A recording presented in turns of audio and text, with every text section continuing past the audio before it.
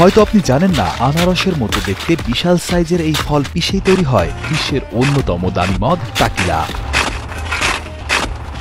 ইসলাম ধর্মে মদ্যপান হারাম হলেও বিশ্বের বহু দেশে এই ফল নিংড়ানো রস পচিয়ে তৈরি করা মদের বয়স ভেদে বিক্রি হয় 10,000 থেকে শুরু করে কয়েক লাখ টাকায়। মেক্সিকোতে জন্মানো ব্লু ওয়েবার আভাগে গাছের ঠিক মধ্যখানে বিশাল আকারের ফলটিকে বলা হয় পিনা। ফল সংগ্রহের পর গাছের পাতা কাটার জন্য ব্যবহার করা হয় বিশেষ এক ধারালো অস্ত্র। কুয়া নামের ওই ধারালো অস্ত্র দিয়ে বিশাল বিশাল পাতাগুলো ছেঁটে ফেলে মাঝখানের বিশাল সাইজের ফলগুলো নেওয়া হয় মদ তৈরির কারখানায়। ঐতিহ্যগতভাবে এই ফলগুলো মাটির নিচে চাপা দিয়ে 5 দিন ধরে সেদ্ধ করা হতো।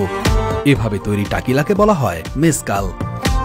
এই মদের কিছুটা স্মোকি ফ্লেভার থাকে। যে পিনাগুলো গ্যাসের ওভেনে রান্না করা হয় সেগুলো থেকে তৈরি করা হয় বিশুদ্ধ টাকিলা। সিদ্ধ হলে ফলগুলো বিশাল বিশাল পাথরের চাকার নিচে পেশা হয়।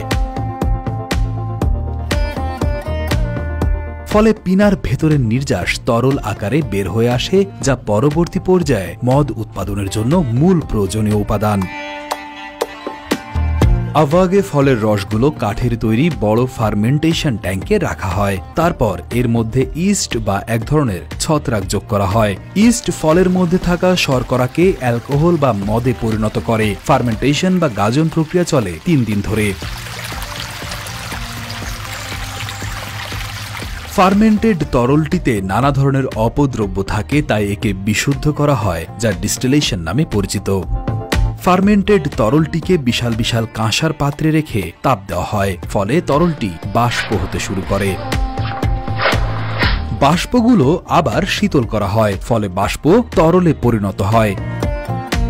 এভাবে 2 বার ডিস্টিলেশনের পর টাকিলা উৎপাদন হয়, যা স্বচ্ছ এবং উচ্চমাত্রার অ্যালকোহলযুক্ত। সহজ কথায় বলতে গেলে এই মদ অত্যন্ত কড়া। এই অবস্থায়ও টাকিলা খাওয়া যায়, তবে টাকিলাকে আরো সুস্বাদু করার জন্য ওক কাঠের ব্যারেলে কয়েক মাস থেকে কয়েক বছর পর্যন্ত ছায়াযুক্ত কাঠের ঘরে রেখে দেওয়া হয়। এজিং বা কাঠের ব্যারেলে লম্বা সময় থাকায় তৈরি হয় সমৃদ্ধ এবং জটিল স্বাদযুক্ত টাকিলা, যেখানে গাঢ় ওক, শুকনো ফল, ভ্যানিলা এবং ক্যারামেলের সুবাস বেশ ভালোভাবেই উপস্থিত থাকে। যত বেশি দিন টাকিলা কাঠের ব্যারেলে রাখা হয়, ততই এর রং গাঢ় অ্যাম্বার হয়। এজিং এর সময় যত বেশি হয়, টাকিলার স্বাদ ততই মসৃণ এবং সমৃদ্ধ হয়। সাধারণত প্রকারভেদে টাকিলায় শতকরা 30 থেকে 50 ভাগ অ্যালকোহল থাকে।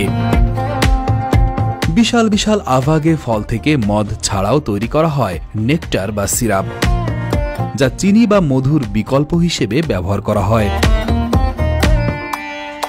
আভাগের কিছু প্রজাতি ঐতিহ্যবাহী মেক্সিকান ঔষধ তৈরিতেও ব্যবহৃত হয়। আভাগে গাছগুলো সূক্ষ্ম এবং উষ্ণ আবহাওয়ায় ভালোভাবে বৃদ্ধি পায় এবং সামান্য পানিতেই ভালো ফলন দেয়। চারা রোপণের 7 থেকে 10 বছর পর ফল সংগ্রহ করা হয়।